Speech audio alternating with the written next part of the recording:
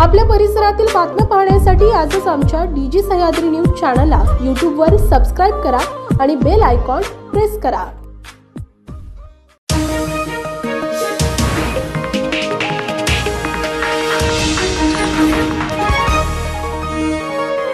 डीजी Sahyadri news, आवाज लोकशाहीचा। हिंगोली जिल्ह्यातील 13,900 महिला कॅन्सर संशयित असल्याचे आढळून आले आहे। जिल्ह्यात संजीवनी अभियानांतर्गत जिल्हा प्रशासनाने जिल्हा परिषदेच्या मार्फत 3 लाख महिलांचे सर्वेक्षण करण्यात आले। या सर्वेक्षणातूनही धक्कादायक माहिती समोर आली आहे। या महिलांना नेमका कोणत्या प्रकारचा कॅन्सर आहे या संदर्भातील पुढील तपासणी करून या महिलांवर योग्य ते उपचार केले जाणार आहेत।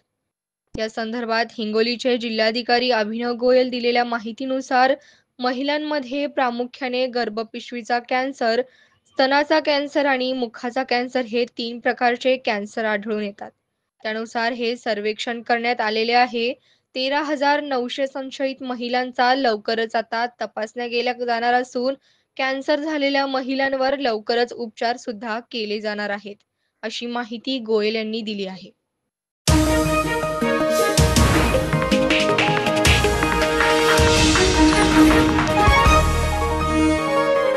डीजी सह्याद्री न्यूज, आवाज लोकशाहीचा।